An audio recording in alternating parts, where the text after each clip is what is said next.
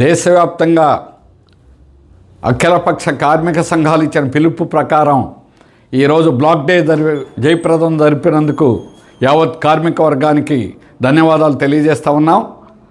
ఈ రోజు నుంచి కార్మిక వర్గ హక్కుల్ని కాపాడుకోవడానికి యావత్ కార్మిక వర్గం ఐక్యంగా పోరాడాలి. ఈరోజు ఒక్కరోజే నిరసన కాదు, బ్లాక్ డేతో పరిమితం కాకూడదని కోరుతా ఉన్నాం. ముఖ్యంగా 8 గంటల పనిదినంపై జరుగుతున్న దాడిని యావత్ కార్మిక వర్గం తిప్పికొట్టడానికి సిద్ధం కావాలి. ఒకవైపున బయోమెట్రిక్ పేరుతో ఖచ్చితంగా సమయానికి హాజరు కావాలి. సీసీ కెమెరాలు పని ప్రదేశాల్లో పెట్టి పక్క వాళ్ళతో కూడా మాట్లాడుకోకుండా పని చేయించేటువంటి పద్ధతి సాగుతూ ఉంది. దానికి తోడు 8 గంటలు కాదు 10-12 గంటలు కూడా పని చేయించుకోవడం. సెక్యూరిటీ గార్డులు ఇప్పటికే 12 గంటలు పని చేస్తున్నారు.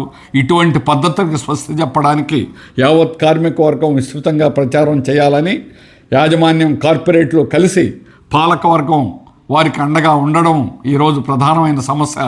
దీన్ని ఎటువంటి పరిస్థితుల్లో కొనసాగించకూడదు. యావత్ కార్మిక వర్గం ఐక్యమయ్యే 140 సంవత్సరాల క్రితం సాధించుకున్నటువంటి పని హక్కుని ఏ విధంగా కాలరాస్తారో మనం ఎదిరించాలని యావత్ కార్మిక వర్గానికి CITU రాష్ట్ర కమిటీ కోరుతున్నాం.